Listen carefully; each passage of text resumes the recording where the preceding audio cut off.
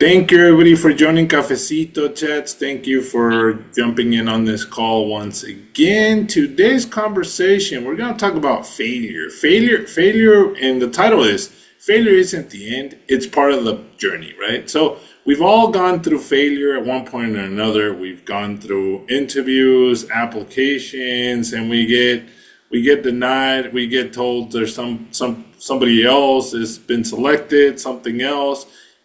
This came about because of the World Cup and the second runner up, third runner up, right? And I thought about, failure. Sometimes the way that you deal with it is not the right way. So you gotta definitely go ahead and learn from that, from those mistakes. And that's part of this conversation today, actually. And as we saw in the World Cup, there's a winner and there's a second place. And at the same time, you got to be able to take that failure and turning into an opportunity for learning or for growth. Also, how do you actually rebuild that confidence when you actually tumble and all of a sudden you were really hoping or really putting all your eggs in one basket and all of a sudden didn't really come out your way? How do you rebuild that confidence to move forward? Lessons that we can take from that particular failure, and then creating a culture where it's okay to fail and to experiment and to continue testing the waters in order for us to grow. That is the extent of the conversation. That is what we're going to focus on. So, with that being said, Alex Polo, thank you for jumping in. I hope that you are able to turn on your microphone. We're talking about failure. Anything that you can share about rebuilding and strengthening your confidence when you've gone through something that you weren't really expecting as a failure, and all of a sudden now you're faced with that learning opportunity, sir? I mean, I've always believed failure is part of life, right? Yeah. So it's it's an experience that helps you learn. They always say it's okay to make mistakes, just don't make the same mistake twice. Yeah. Yeah. It's been something that sales mentor, taught me from the beginning. In fact, the other thing he also said to me one time that caught me off guard is, "I want you to fail." I'm like, "What do you mean?" And he said, "Yeah, you gotta make a mistake." I said, "No, but I don't want to make mistakes, right? This is my career, this is my job." He said, "But you have to, because I want you to have that experience of failing and then getting yourself back up and learning from all that." So yeah, at the beginning it didn't make sense, but now 20 some years later, I can see what he was talking about. I mean, I've gone through several uh, parts of my life where there's been failures. I mean, but failures as a matter of, like, I didn't accomplish what I wanted to accomplish. So not necessarily that I look back at it and I'm like, oh, what a failure, I shouldn't have done that or something. No, I mean, and one of the best examples I tell people is my experience going through law school. You know, I went to law school in 2012, and I had thought of it for over 10 years. So it was just sticking on my mind, and I couldn't get it off my mind. So I just said I have to go for it, because otherwise it'll always be in my mind.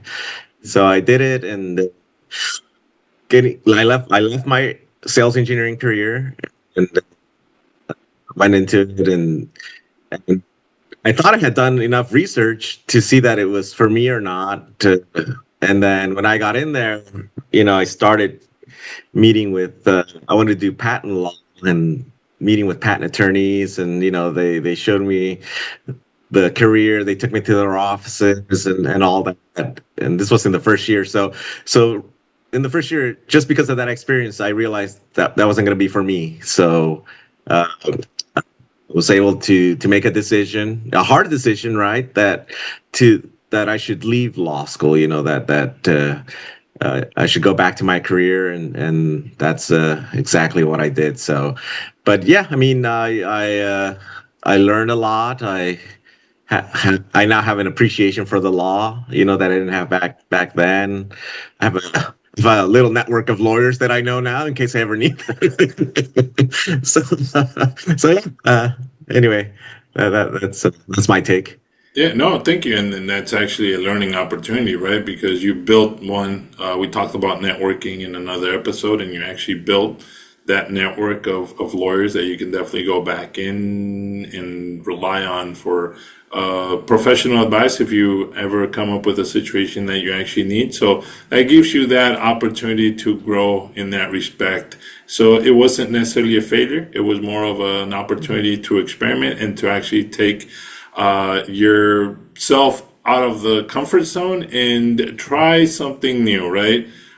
Thank you for sharing that. Moving on to Mindy Farrell. Today's topic is failure. It's part of life. It's not necessarily something that you really want to focus on all the time, but it is part of the journey, right? Failure isn't the end, it's part of the journey. Can you share with us how you can share some insight on redefining failure as an opportunity? And besides that, how do you actually rebuild that confidence once you go through a hard failure that you were not expecting or anticipating? Mindy? Gosh, we're just getting real today. How I take a hiatus and I come back and we answer the hard questions. I guess I'll be real vulnerable and comfortable. So I'd applied for a management position that everyone thought I was a shoe-in to get real recently, right? The past 4 months. Got through like the first round of things, and then I failed the staff interview specifically. All of my how I had prepped had really been next level management and what they were wanting, that I had kind of overlooked what the staff interview panel might look like, um, and was basically told I was not. I was process oriented and not people oriented, and that's not what they were looking for in their next manager. And anyone who knows me is like, you are not people oriented. Like, that seems like the most counterintuitive thing to anyone who I talked to. And I was like, no, but I was pretty honest about it. Like, I talked with my mentors. One of the first steps I took after the fact was because one of the questions was my educational background. I work for a national laboratory and I don't have a master's degree. And that plays into how I interview because it's always a chip on my shoulder. And sometimes maybe I overcompensate for it, kind of think of other things, and it can make me more nervous in an interview. And I said, if it's making me nervous, I need to talk to the director to see if it's a true roadblock. And that's the only person who's going to be able to give me that answer if it's a true roadblock for me. And so I schedule time with our director. So I'm going like 3 levels above my staff position, right, to ask this question of what are my real roadblocks? Am I the roadblock? Are there true things I am not considering that are unofficial things that aren't in, right, the requisition form that I should be aware of in my culture? And so I went directly to her and had a really honest conversation with her. And that conversation actually helped rebuild my confidence because she's like, I heard you felt flat face on your interview with the staff. And I was like, well, great. I'm like, I'm glad this is being discussed. My failure is being discussed in public forums that the director knows about. But what came out was that the leadership team really believes I should still be in leadership. And she said she saw me as the exception to the master. She said, I think it will stop you eventually, but I don't think it'll stop you right now. So if I were you, I would consider it.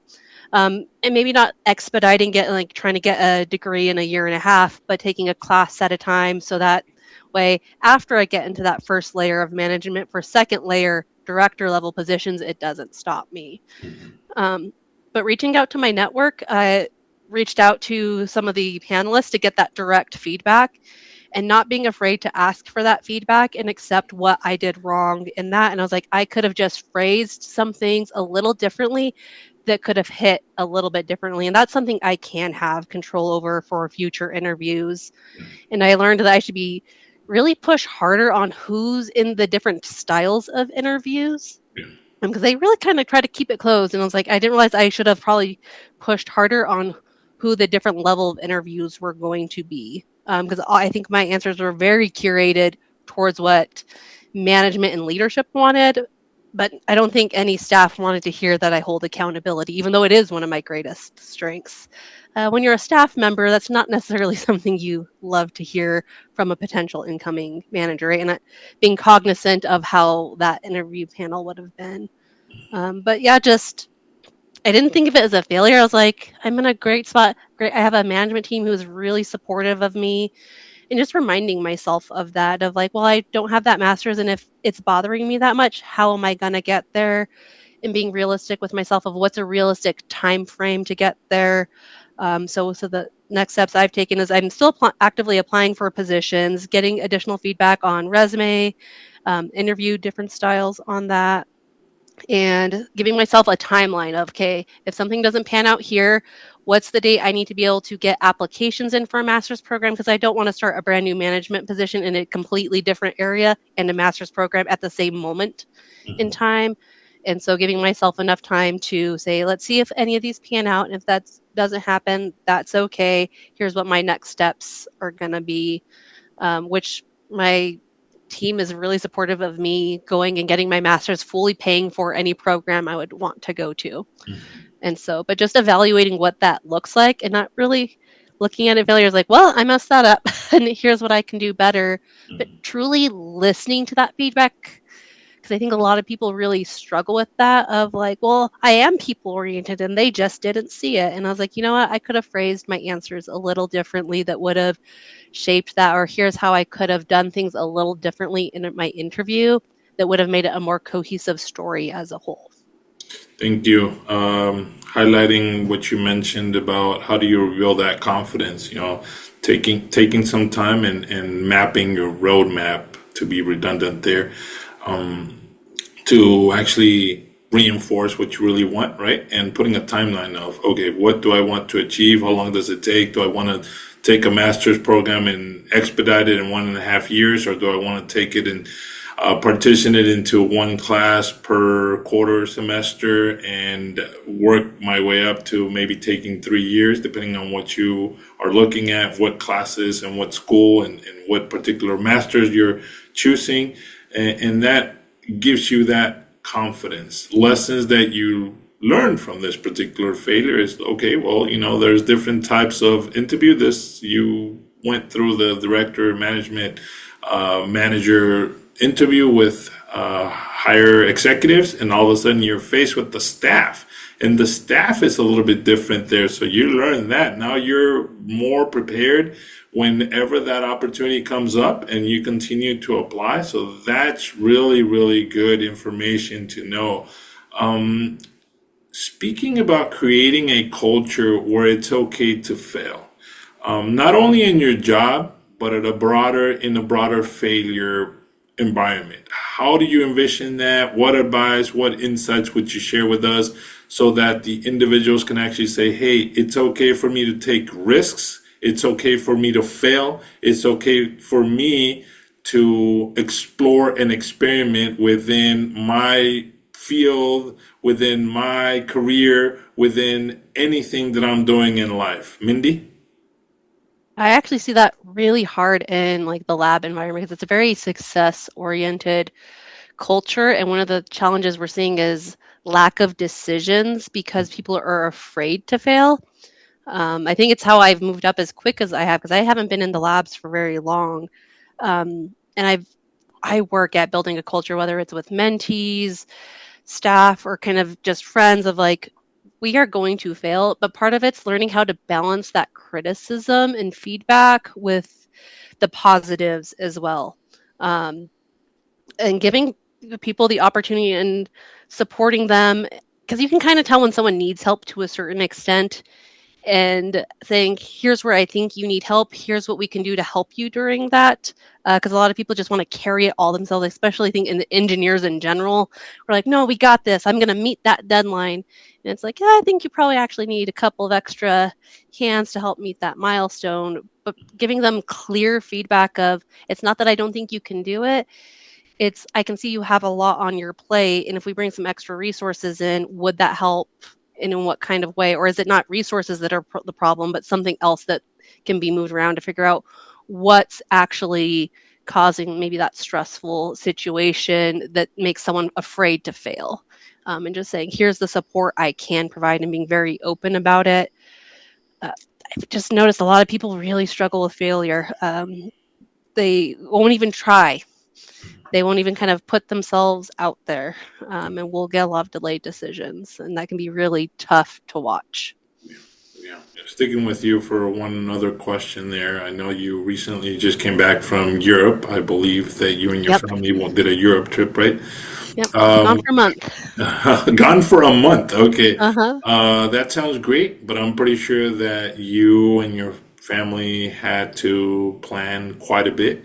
And I'm pretty sure that during that execution of the vacation, the family vacation, there were moments of frustration to some extent. Can you walk us through what things didn't go right and how did you pivot during that vacation time? Surprisingly, a lot of things went really smoothly for us. Okay. Is right. We went with like 6 people. Like it was not a small group. There was like Hmm. my family, my dad, my niece. We have like all different ages.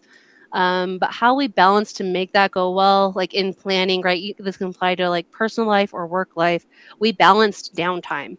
And then we took interests from each person of like what they wanted to, and we prioritized each person's like thing they wanted to do. So like they're like non-negotiables. Like the kids really wanted to do gladiator school. So it's like that is a non-negotiable. We will make sure we have all the right things in place to make that happen by the time we get there, in case for whatever reason that day it gets canceled. We gave ourselves buffer time. So we both my husband and I are really big on planning for that. We did have one go wrong, was we were supposed to tour the Coliseum, and we even vetted, right, because we had been told the Italian system had been updated, and like going through third-party vendors was more difficult. But you can check if your Chase Sapphire or whatever booked through the approved list, you were good. So we actually even went through and verified that. We did all of the research, right? We checked and we're like, great. What we didn't realize when we got there, and we found out that when we arrived for our tour time, that the third party service had not emailed our like credits. We had booked through our credit card, and even though it was the viable service who does the tours, they had moved the tour time, but because we hadn't responded because it was through the card and the card never emailed us, and so it fell through. When we weren't able to tour the Coliseum, um, but we focused on, hey, we had other activities. We still did a walk around the Coliseum tour. We asked the kids like, hey, do you want to get some gelato instead? And just we kept an open mind that things could go wrong, and we gave ourselves flexibility. Like each day we always had like 3 alternate ideas in case something didn't quite pan out, and everyone was always allowed to not pick an activity, right? Like, so there was times where like I only went with my niece shopping. Like my dad took the kids out, and so we prioritize people's downtimes and what their top interests were. And I think that helped make it go so smooth for being a month long gone from our home and in a completely different environments, intercity travels. Like we had backup plans on backup plans. We're like, okay, if the train doesn't happen, we know there's flight options. We almost even stayed there. Actually, probably one of the reasons why is I think, oh, who was it? I can't remember who in the telenovela chat was like, I have a stay in Rome, and if we had a Delta, because it was past our stay. But if Delta had canceled our flight, we were like, we will take the cancellation, we will take that money, and we will stay extra days in Rome, because we were just open minded to being flexible to what can things look like, and then for the top priority, and not everyone could have 10 priorities, right? It's like, no, what are your like non-negotiables? And we really made sure to have solid plans around those, and then flexibility around everything else. Yeah, But I think no, that's why it was so successful.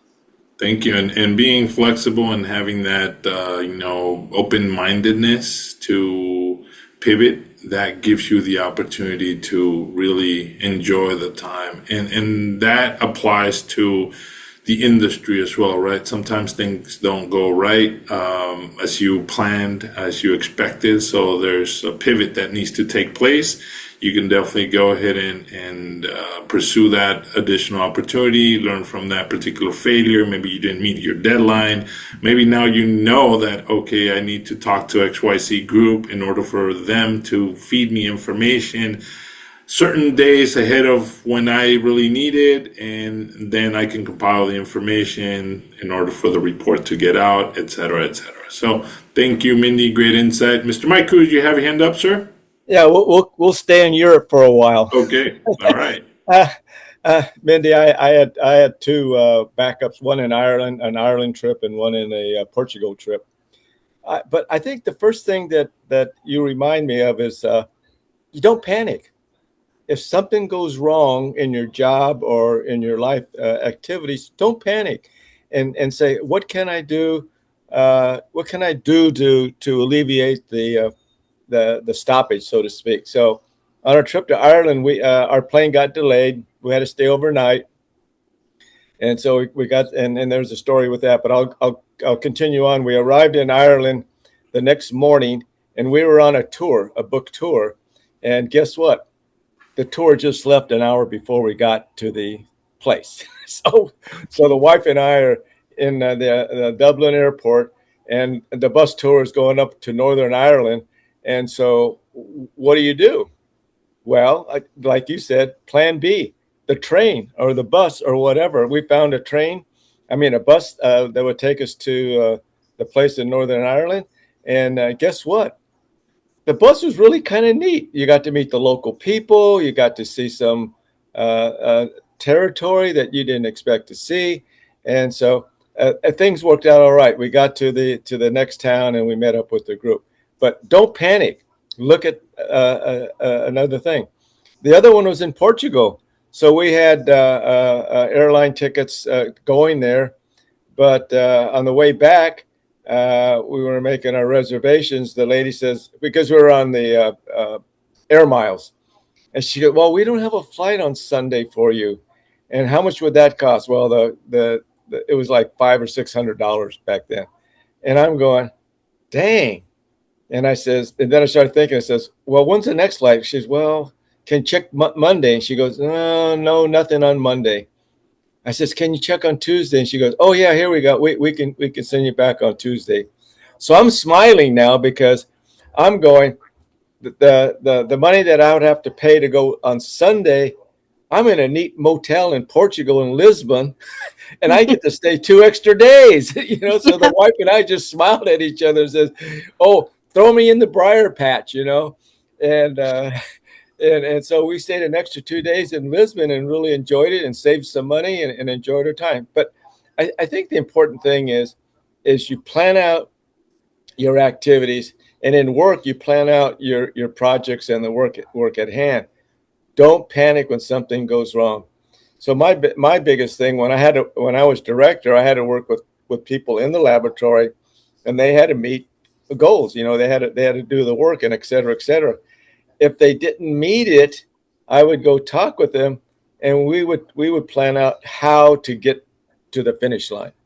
So I think as a manager, there's no failures.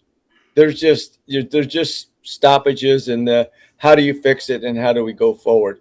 So I never used the word failure in my management career. I got away from the word failure. It's too negative of a term. So I always look at them as opportunities, and how can we improve? So my philosophy at the time was always improvement. Whatever we do, we're going to improve what we're doing. So in order to improve, you may have some breakdowns and some failures, so to speak, or just challenges, what I call. But if you always keep focused on improving what you're doing, then failure is just a phase in the accomplishing your goals. Yeah. Yep, it's just a learning step. Yeah. That's kind of the way I look at things. Right. Yeah. Thank you, Mr. Mike. Thank you, Mindy. Gonna post this particular question or scenario.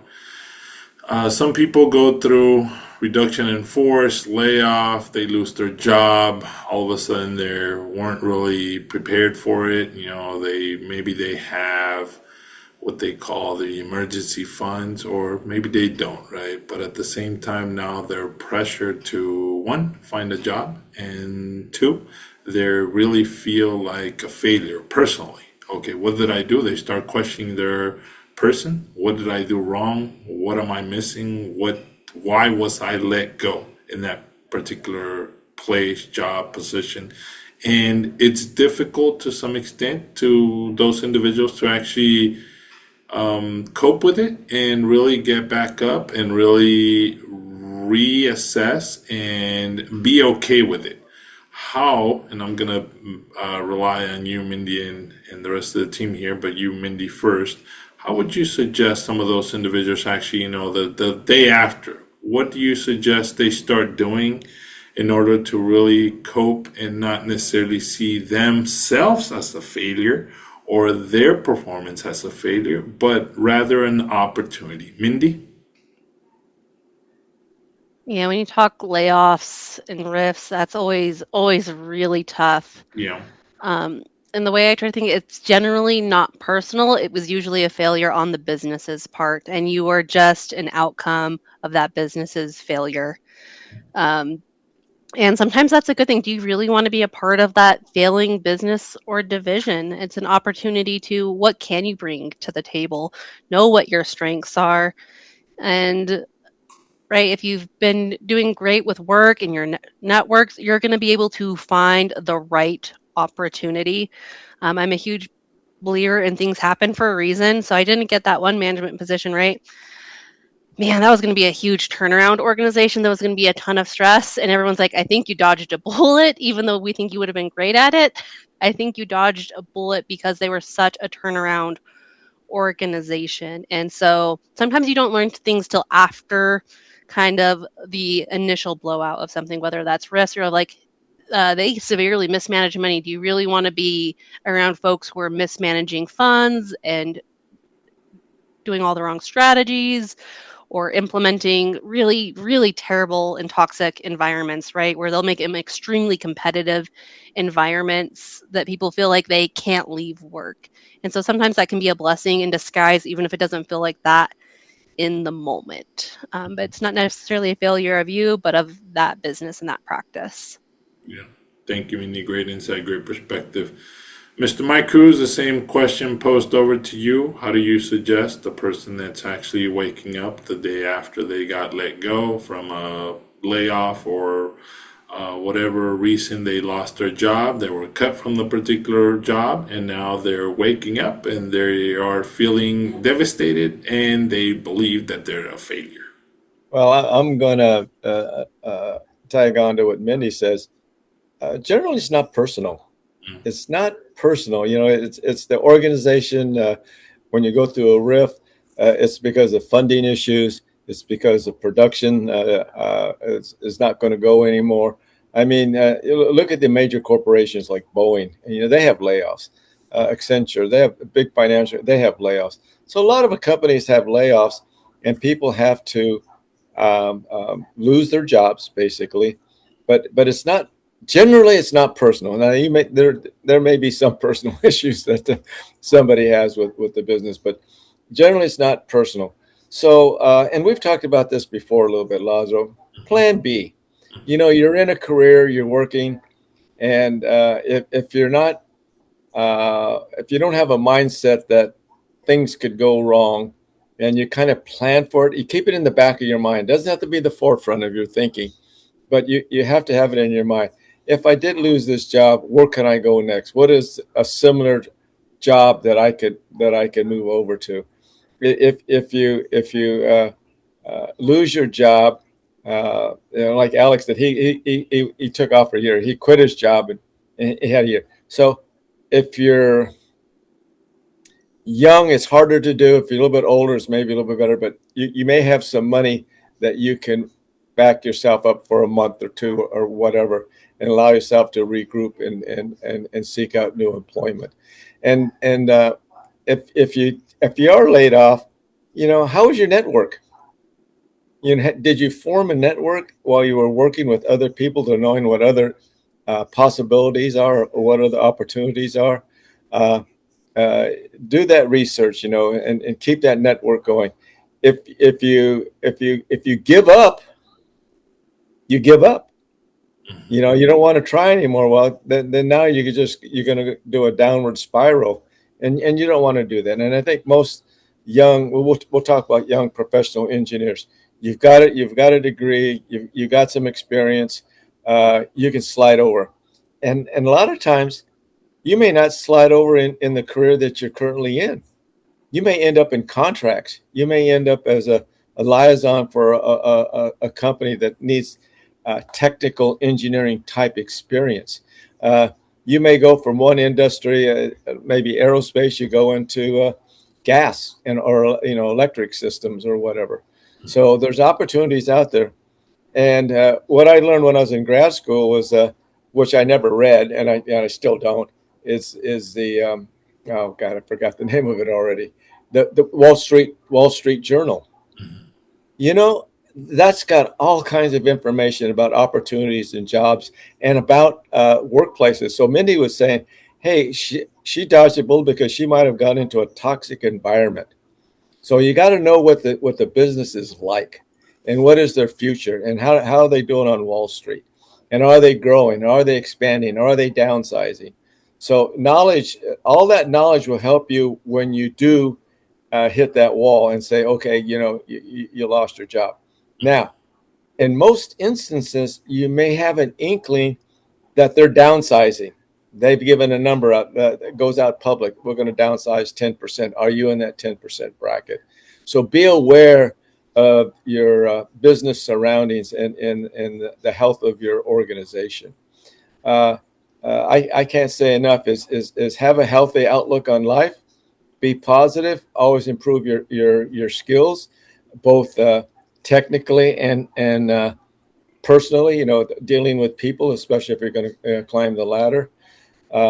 So it's plan B and planning and knowledge about your whole environment that you're in that will help you get out of that stressful moment.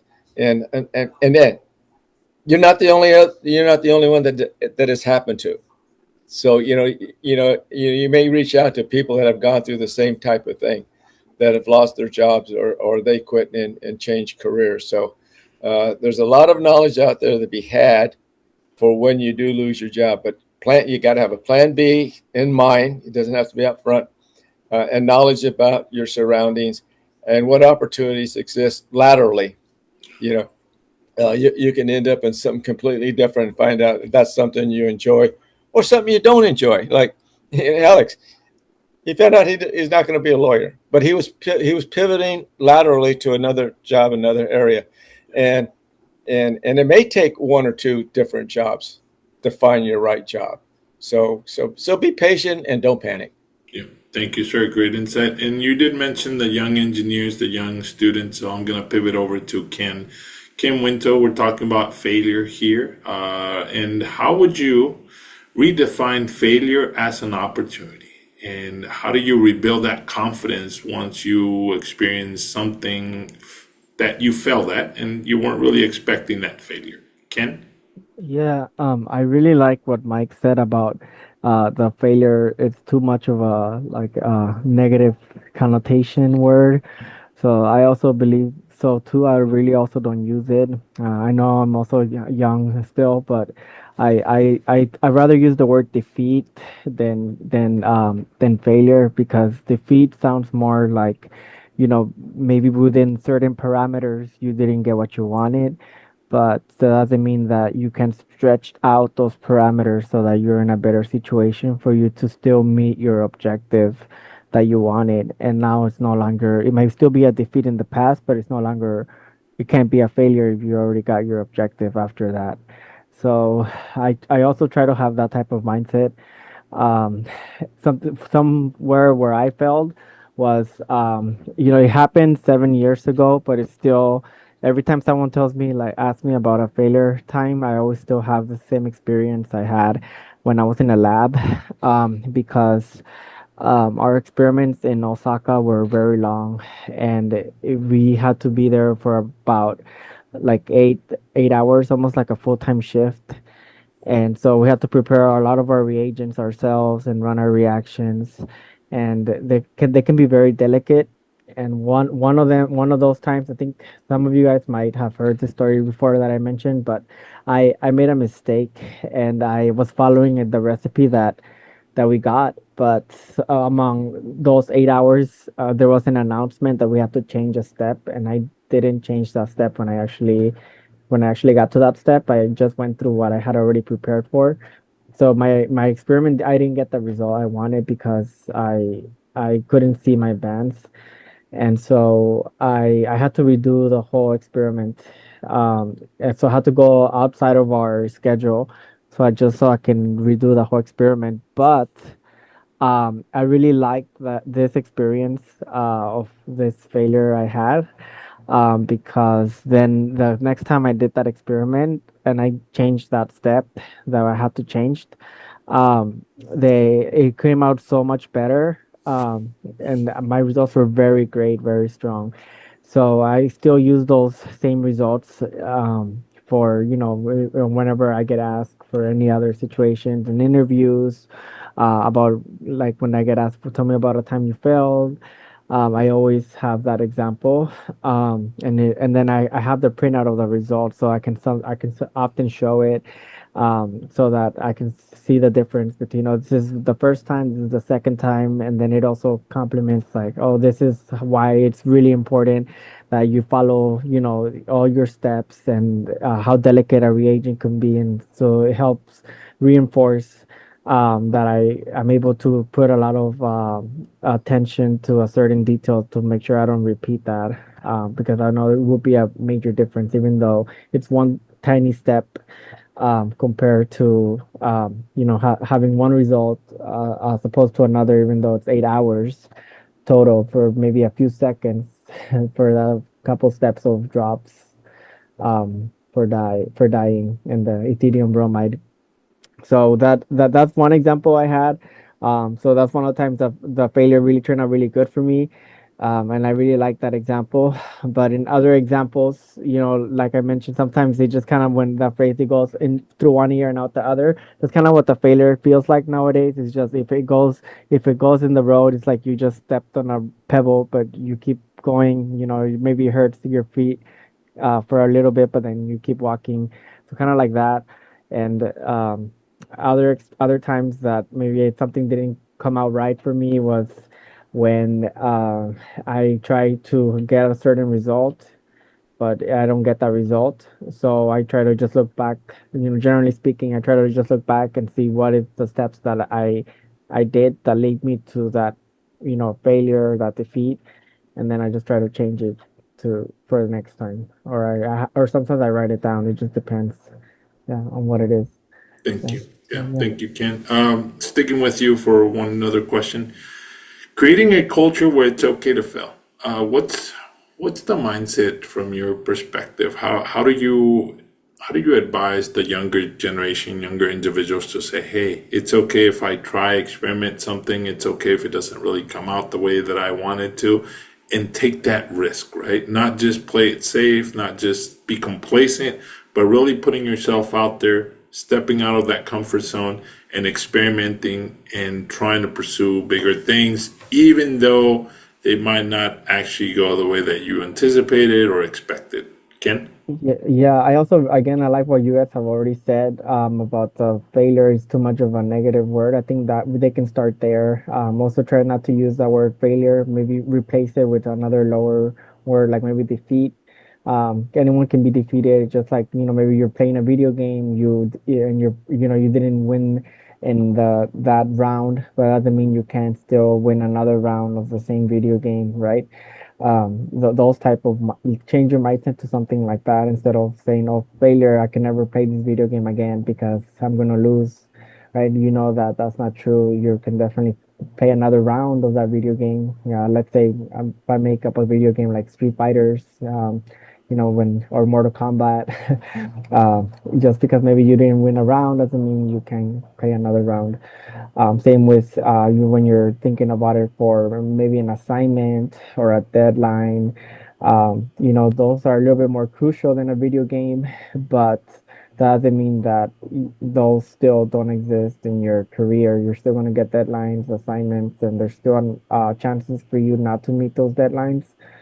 So just try your best to meet those deadlines, try to anticipate ahead of time what are some potential, obstacles that will prevent you from meeting those deadlines, and then try to diminish those obstacles, and then give it your best shot. And if it's still you don't get your what you needed, then don't consider that a defeat. Just consider it as you run a scenario. You thought you would meet your results, and if you didn't at all, then you know that there were more things you have to consider for next time. So I think that's what I would say. Yeah. Thank you, Ken. Great insight. Great response there. Over to you, Mr. Mike Cruz. We've been talking about failure and/or opportunities, but from your perspective, at a general level, how do you envision, or what advice or insight would you share in order for individuals to create a culture where it's okay for them to fail? I'm not saying that the environment or the entity is going to cater for failure, but you as an individual, or the individuals themselves, they have to have that mindset of, hey, I am okay to experiment, to put myself out of that comfort zone, push myself and try things rather than play it safe and stay complacent. Mr. Mike Cruz? Yeah, I think a basic knowledge that needs to be had here to have a positive environment to work in is that you're the people that, if you're a director or a manager or whatever, and you have people working for you, you have to give them every opportunity to learn about their job, about all the aspects of it. So that means training, let them do some research, allow them to access periodicals and information about their job. So the more they know about their work, the better off they're going to be. And then you minimize failure. Basically, that's what you're doing. You're minimizing failure, because you're giving the individuals the tools they need to work with. And that's what I was always thinking. I have to give my people the training. I have to give them the hardware. I have to give them the technology. If they have to go to a conference to learn a little bit more, or talk with their peers, let them do that. So when you if you're developing, and it should be, I don't want to say unnoticeable, but it should be benign. It should be just a way that we do work. We're always learning. We're always improving. We're always sharing, and we have the tools that we need to do our work, and even more. I do outside research of things that impact us. So it's all about preparing your workforce to have the tools that they need to succeed. If you holding back and, we don't have money to do this, or you don't get to go to that training. If you don't, if there are some obstacles to all of that, and giving them the tools. Have them research out laterally what information is available to them, both in the public sector, private sector, about your technology, your job, and let them learn from that too. But encourage them to research it, encourage them to find new ways of doing what they're doing. And if there's some literature on nerd technology where there's some improvements that have been documented, make sure they have access to that. So I think the culture of success is in you providing the tools that your people need to have to succeed. If they have it, and then you're not going to have everything. You won't have 100% of everything, but you can provide them a majority of the things that they need to do, and you minimize failure, and you encourage them to seek out and improve and do well. And when they do well, if you can, reward them. Pat them on the pat on the back. Sometimes it's better than a $500 check, because it's personal now, and you say, hey, job well done to him or her. So you use your tact, use your personality, and use all the other tools that are available to you. Thank you, sir. Great insight. With that, we're going to go around the room. Alex Polo, any final insights for this conversation about failure or opportunities? Yeah, just to know that it's something that can happen to anybody. Yeah. I mean, I know it happened to me during COVID. I was laid off and all, and the way I guess I dealt with it was just, I guess I saw a video on YouTube that said if there was ever time to get laid off, it's right now. Like because you don't have to explain to later employers why you got laid off, or always just say, oh, it was COVID related. So, and that's what's been happening with these recent jobs that I've gotten after COVID. That's all I tell them, and that's my explanation. So, and then of course the unemployment it was pretty good back then too. So, yeah. But yeah, on a serious note, just don't see it as it was something you did wrong. I mean, in sales, I tell people my three rules of sales, or my three primary rules of sales is don't take anything personal, don't take anything personal, and don't take anything personal. So yeah, things happen in life. I mean, same thing, I guess, as dating, right? You date a girl, and then the relationship breaks off, and are you gonna just go into depression and don't do anything the rest of your life, or you're gonna get out there again and get over with it, So, but you're right. I mean, Mike had a good point about the network. So I always stress network in my conversations, and network as much as you can, because yeah, you can always rely on your network to find new opportunities and open up new doors. So yeah, just keep that in mind always. Thank you, sir. Great insight, great perspective. Mindy Farrell, any final thoughts or insights about the topic at hand about failure and opportunities or rebuilding your confidence? I think I would just say, like, when you are a leader, sometimes we assume that people know it's okay to fail, but actually just saying those words out loud, that we expect failure, we know failure is going to happen, just saying those words out loud can really help with that. And being open with your own failures, like lead by example, right? Like, well, this didn't work out, so we're going to do this. Like, just lead by example and saying things out loud, and just not assuming that people know it's okay to fail, because sometimes people don't. They're like, no, that this is too high of a consequence, and they don't realize, you're like, actually, that's not that high of a consequence in this scenario. And so just saying those words out loud, I think, can really help make an environment so that people feel like they're allowed to take that risk, that there's not going to be a walk of shame. We're not shame sticking people like in Game of Thrones, right? That's generally not how most environments work. And so just kind of being open, transparent, what your expectations are, and just saying those words out loud, that even if you think it seems silly to say out loud, to say them out loud to your staff and let them know it's okay. Thank you, Mindy. Great insight, great perspective. Ken, any final thoughts or insights? Yeah, I guess I'll just reinforce that idea of what Mike said earlier too about the don't use the word failure too much, or maybe use the word defeat. And if you do look back at a defeat, I would say look at it wisely. Dissect it. Try to see what you did wrong. Try to learn from that experience. Try to identify key factors that would prevent you from repeating that same defeat. And if you are going to look back at it, if you're not going to do these things, then maybe don't look back at it, because maybe that will just cause you to feel bad, um, as opposed to learning something from it.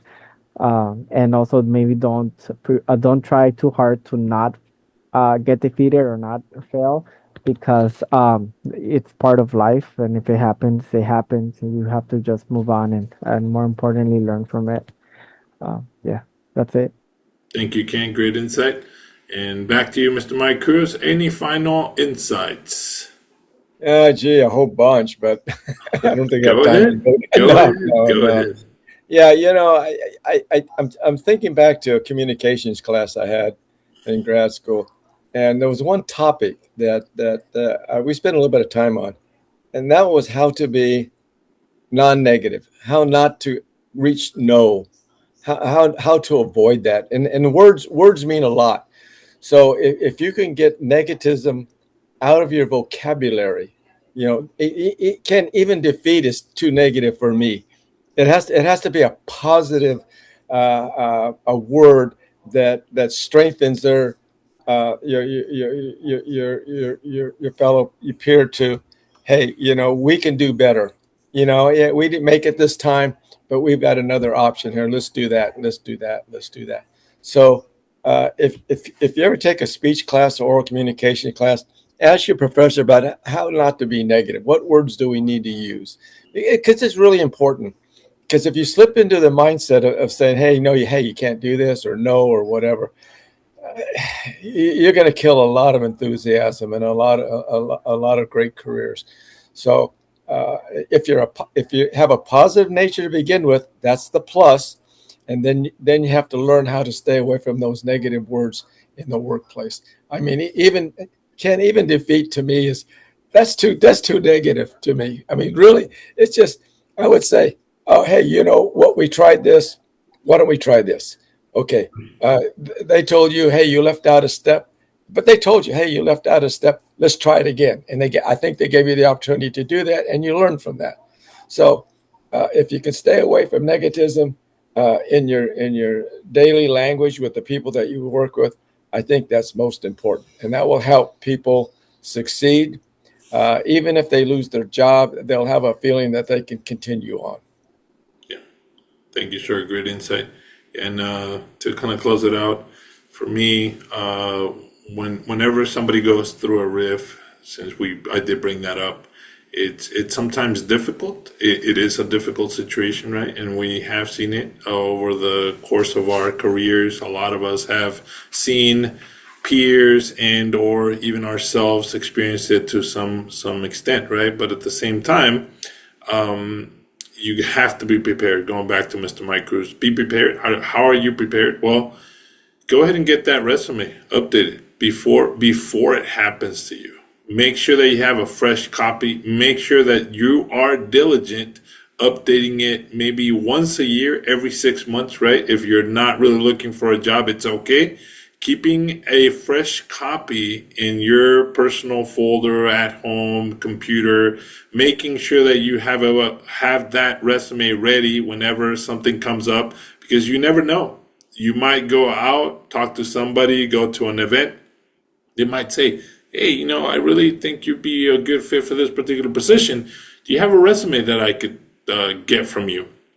If you never really updated your resume, it's been years, you're going to be fumbling, trying to get it, trying to find it, versus you already have it handy and you can open it up and say, hey, yeah, I'll send it to you tomorrow morning. You just update a couple things, send it over, and see how that goes. If you go through a riff, it's easier to have that prepared resume ready to go and just polish it a little more. And that gives you that confidence, gives you that preparation, gives you that mindset. Going over to the networking, as we talked in the previous conversation, is about having those relationships and fostering those relationships. Don't wait for that rift to allow you and put you in pressure of, oh, now I really have to go network to find that particular opportunity. No, build that network before you actually need it. When you actually need those particular contacts, you can say, hey, Ken, I'm really looking for a job. You can call it whatever you will. I'm in between opportunities. I'm transitioning to another position, et cetera, et cetera. Or you can definitely be open about it and say, hey, Ken, I got laid off. It really hurts, but I'm really looking for something, and have that candid conversation and be open and true and honest about what you're looking for. And that way Ken can definitely help you. Alex can help you, or Mr. Mike Cruz, Mindy Farrell, myself. Definitely reach out to us, and definitely we'll be able to help. But be upfront, be honest, and be open to take some criticism, some comment, and make sure that you have a guide of what you're really looking for, right? Instead of just saying, "Oh, I'm open to anything at this point." Know your industry, know what you really want as far as positions go. But that's what I really wanted to bring up to the table. Mr. Mike Cruz, you have your hand up, sir. Yeah, you bring up so many, so much history about my work. Your a work diary. Yeah. I didn't realize, but I kept a work diary. As I was growing up, I went through the lab. I went to all the different sections in the lab, and I would take a diary and write up all the technologies and things that I learned. Yeah. So, and it didn't have to be in a resume form, but just a diary of all the things. Then when you had to go to your resume, now you can put all those experiences in there. So, a work diary is not a bad thought to prepare you for the worst. Yeah, yeah, and that's actually a good idea. And you could use your, you have some companies have quarterly tag ups with your manager for performance evaluation, performance one-on-ones.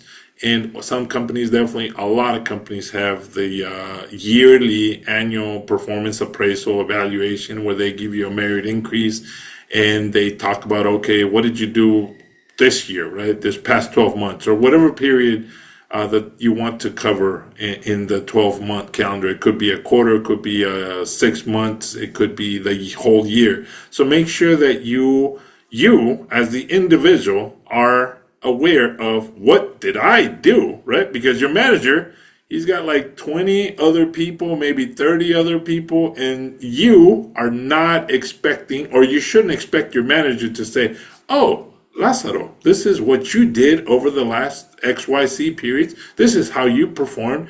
You have to go in with, at least something typed up, a paragraph or some sort of timeline of this is what I ended up doing. This is what I performed. This is what I did great. This is what I believe that I can improve on.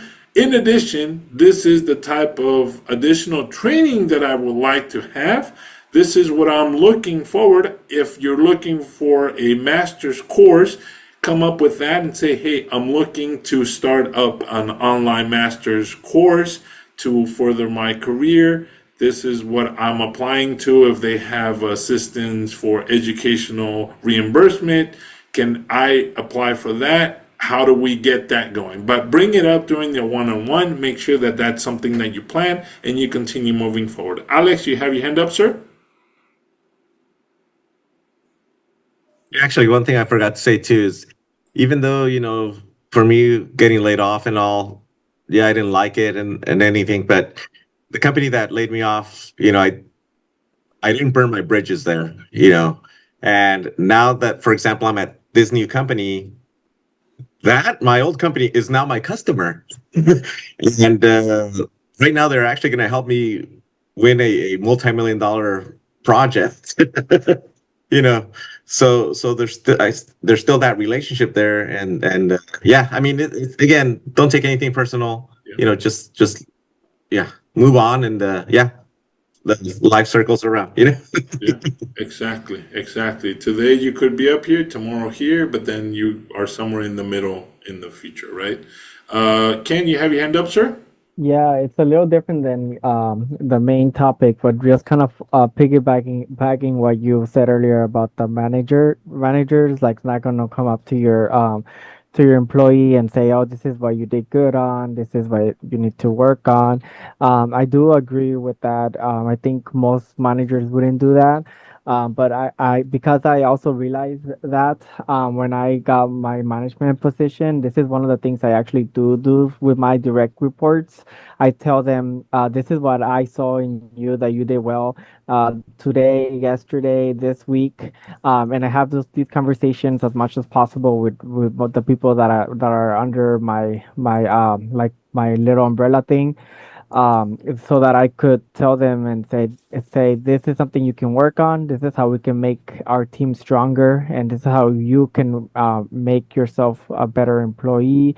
And so this is one of the things I think can stand one manager apart. It can also help your team grow in areas that probably need to be grown at. But something about doing this, it is a little bit easier said than done.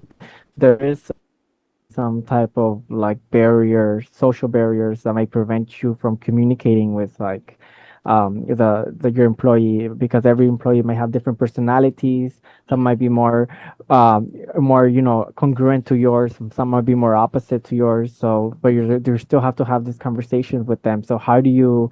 The question would be, how would you break those barriers or temporarily relieve those barriers so they can still communicate, even though those barriers may still exist for other reasons? How do you make that conversation an exception so that it can come across and you could still have that, necessary uh, information spread across through those employees, which includes their metrics, what are their feedbacks for their, results. So I think that's something that can also be very important. Yeah. Yeah. And you bring up a topic of communicating, right? And the way that we communicate, for me, it could be different than for Mr. Mike Cruz and Ken or Alex or Mindy. I could be very more straightforward. Some individuals take offense to that. So make sure that you know how each individual actually communicates, right? I could be very, very meticulous, and some people don't really like that. They want to sugarcoat it a little more, et cetera, et cetera. So taking a communication class helps. And also, there's several books that help you distinguish and determine your communication style.